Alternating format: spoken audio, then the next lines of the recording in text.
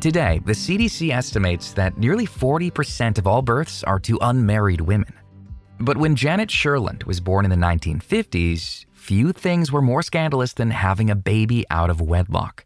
To save their social standing, many of these women fled to charity homes to hide their pregnancy. After giving birth, they'd return to their hometowns and their babies were forever kept a secret behind the ironclad contract of a closed adoption. As Sherland sees it, the biological and adoptive parents were the only two parties anyone worried about. No one was thinking about not an infant, not a helpless infant, but the individual that had been created that was being passed between them, who would grow up to be a full-grown, independent adult like myself. And what were our needs? Our needs were not to be separated from our authentic identity. And for those of us born in the baby scoop era of the 50s, 60s, and 70s, not to have that hidden by law from us, and in 40 states still hidden from us. But it wasn't always this way. When the first U.S. adoption law was passed in 1851, it prioritized the child over the parent's interests. Information was easy to find, and it wasn't uncommon for birth and adoptive parents to meet. In 1917, Minnesota was the first to introduce confidential adoption records, and most of the other states followed soon after.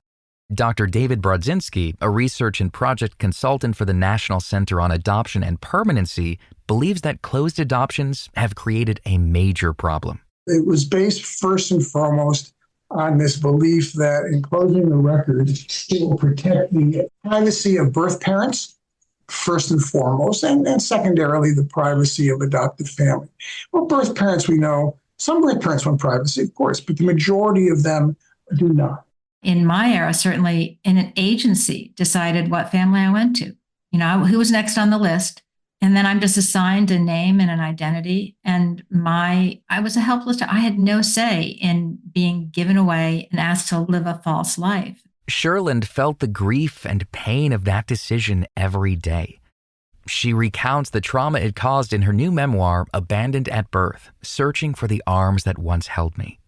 As Brodzinski mentioned in last week's segment, many adoptees experience great loss through the process, one of which being a sense of one's place in their family line. We are the legacy of our parents who are the legacy of their parents. We can trace back our biology, our family roots, if you will, going back generations. And yet adoptees more often than not cannot do that. And there is, for many, there is the loss of racial, cultural, linguistic heritage. The U.S. Department of Health and Human Services reports that as rates of adoptions increase, the growth of transracial adoptions have outpaced same-race adoptions.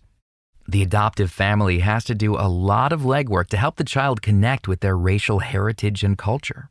But Brodzinski says that even then, it's not always enough to fill the gap. They can't do the same job that, say, an African-American family can do with their African-American child because the adoptive parents haven't walked in the shoes of the African-American parents. They don't know how really to handle directly the kind of racial prejudice, the bias that minority members in our society routinely experience, and how you can kind of intellectually deal with this issue with your child, but on a personal and emotional level, on a lived experience level, they don't have it. Which contributes to the overall loss felt by adoptees, often described as a big black hole or an amputation. When the member of a family dies, other relatives are there to share memories and stories. But when adoptees are completely cut off from their biological family, they have no guidance of where certain attributes come from, like hair color or personality. And their attempts to find out are often met with resistance. In some states, the records are open. Most states, they're not. There may be resistance on the part of adoptive parents who don't feel that that's important. What's really important, honey, is, that we love you. And, we take good care of you. We're your forever family. Well, those things are true, but they are rejecting, if you will, the child's usually, it can be a child, but their teenager or their adult child's need to know more about where they came from. So that loss is pervasive. And because it's not well recognized or not supported or minimized in some way, where the adoptee may get the message of, from the parents, don't think about that. It's not that important. Brodzinski says this experience is called disenfranchised grief, meaning that a person's pain isn't accepted. which often creates a setback in the healing process. While Sherlin's family was always open about the process, especially since all 4 siblings were adopted, she says there was always a disconnect. With so many unanswered questions, they never felt like a true family. I don't think a day ever went by that I didn't wonder, where did I come from? Why do I look like this? Who am I really? And I just ran out of options. I had no information whatsoever. As an adult, Sherlin discovered that her adoption agency had a family search service on their website. It took years before she was able to make contact with anyone of biological relation. But when that day came, Sherlin says it was like all her pieces fell into place. One of the things I really learned from meeting my biological family, both sides of it, is that how much of us as human beings is cellular and chemical and biological, that I swear our cells recognize each other and go back through generations. And the minute I met my birth father, and I couldn't have answered 2 questions about him. I literally knew just nothing about this man.